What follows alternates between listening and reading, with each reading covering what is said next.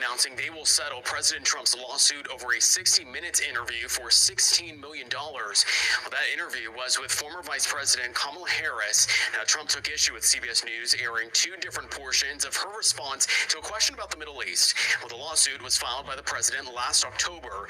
Neither Trump or his co-plaintiff, Texas Representative Ronnie Jackson, will be paid directly as part of that settlement. But under this agreement, $16 million will be allocated for Trump's future presidential library, along with the plaintiff's fees and costs. Now, it is important to note here, Paramount is the parent company of CBS News Miami. Interview. They edited the interview. That's how it's been done since the invention of television. What it is shameless. It's a terrible day for American journalism. The CBS News show 60 Minutes has, in effect, lost its battle with Donald Trump, and it has its own corporate owner to blame.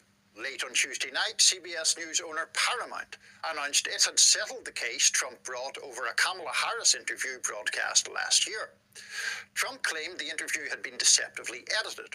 CBS News and 60 Minutes vigorously denied this. But in the end, Paramount is paying out $16 million to make the case go away.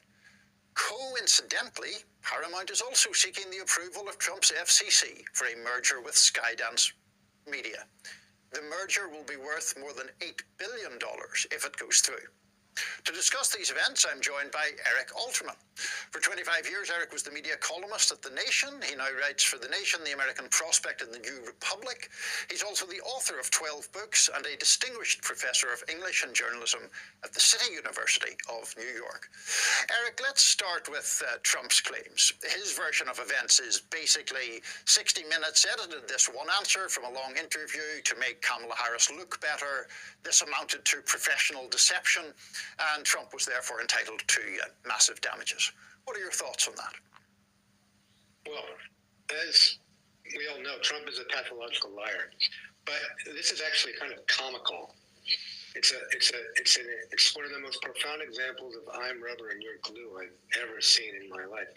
The mainstream media are filled with the same washing of Donald Trump, the nutty things he says every day that make no sense, and they write them as if he said something sensible all the time. And here, CBS did a normal job of interviewing a presidential candidate, edited the way all interviews basically are edited, unless they're live. And because of this merger, they're paying Trump $16 million. It's a shakedown operation using the power of the federal government, and it's a successful one. It's a terrible day for American journalism. And you mentioned, of course, the merger, as I did in the introduction. It seems, I think, to both of us that this payout would not be happening if the merger were not the backdrop to this case.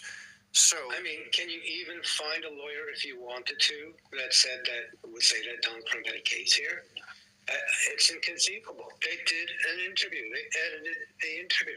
That's how it's been done since the invention of television in the 1940s. It's what it is shameless. And that's why it succeeds. We're living in an age of shamelessness. Trump is shameless. His supporters are shameless. And now the people he's intimidating are also shameless because they want him to go away. ABC did the same thing. CBS is doing it. Interestingly, the four law firms that went up against him won, and the law firms that agreed to be shaken down have lost many of their top lawyers. So it seems like it's certainly possible to take on Donald Trump and win. It's just that it's costly. And because Trump and his cronies know that it's costly, in this case, particularly costly given the fact that they could kill the merger, they know they have a winning hand. But we need to see it for what it is. It's basically not that different from a mafia shakedown operation, except it's not the mafia, it's the U.S. government. And what does it say about where we are in the free press that obviously, the vast majority of news organizations have corporate owners, including The Hill, I might add. But what does it say when Trump is capable, it seems, of inducing this kind of payout from a corporation like Paramount You know, it used to be the case that as a journalist, you hoped your editor, like S&TV, your executive producer, held the line and your boss held the line. But now we seem to be seeing journalism being susceptible to these corporate pressures that, of course, Trump is more than willing to use to his own advantage. Well, we've seen that for a long time now. I mean, I was struck. If you watch the movie, he happens to play Good Night and Good Luck, you see Bill Paley standing up to Joe McCarthy in a way no media organization had done before. And then Don Hewitt, who was one of the people at CBS under Edward R. Murrow, working for Murrow.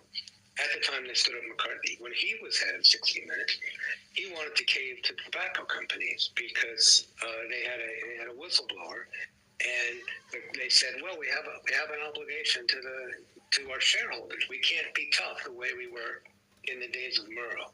So that was a good example of how corporate ownership has hurt the media's inability to stand up to power. What's different about Trump is how naked his abuse of presidential power is. I mean, Richard Nixon hated the media more than Trump does. Trump, he doesn't really care one way or another. He just does whatever he thinks will help him. But Nixon cared about his role in history, and he cared what the media thought of him. The media were very much stronger in those days, to be sure, in the late 60s and early 70s, and they're much weaker today. But Trump's greatest power is his shamelessness. And again, he's enforcing that shamelessness on these media institutions.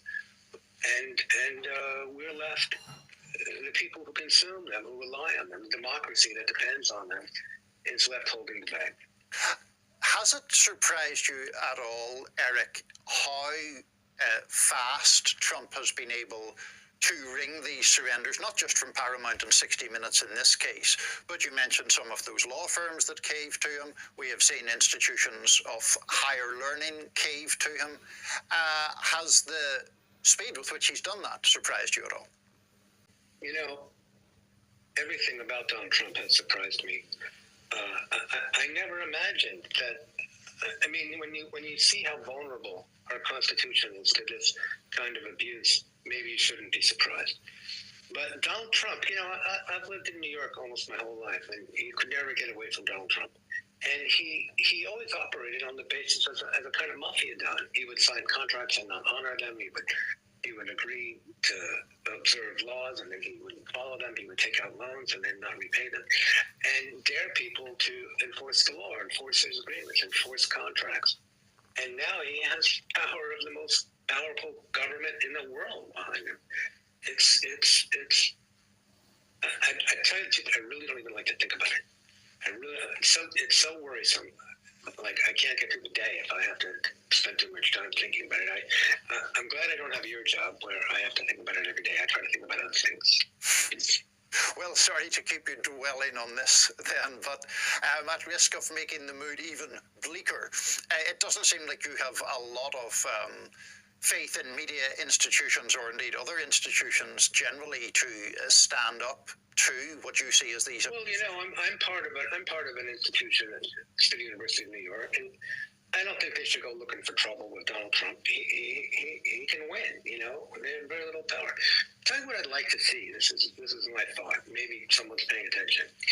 I want Trump to go after the New York Times. Since he's been going after CBS and ABC, he's going after companies that are owned by companies, Disney and Paramount. Viacom. Yeah. Who don't really care about the news. They care about their bottom line, and they want to throw Trump a few $1 million. It won't even show up. The New York Times is a media company. It's not a multinational conglomerate. It cares about its reputation. It understands its responsibility. If Trump goes after the New York Times and the New York Times fights back and wins, which it certainly should, because as we've said, these cases have no merit on a legal basis. I think it could really inspire other people to do so. The problem now is that even the threat of a lawsuit is more than most small media and medium-sized media institutions can handle. We need someone to take on Trump and win, and we need foundations the fun to fight, because foundations, they're afraid of Trump too, but unless we hang together, we shall all hang separately. And perhaps in that reading of it, the New York Times could be the Harvard of the media world, the one to actually stand up and fight back. That'd be fair? Yeah. No. Eric Holt, go ahead. I said close enough. Close enough. Well, on that note, Eric Alterman, we appreciate your time. Thanks for joining us at The Hill.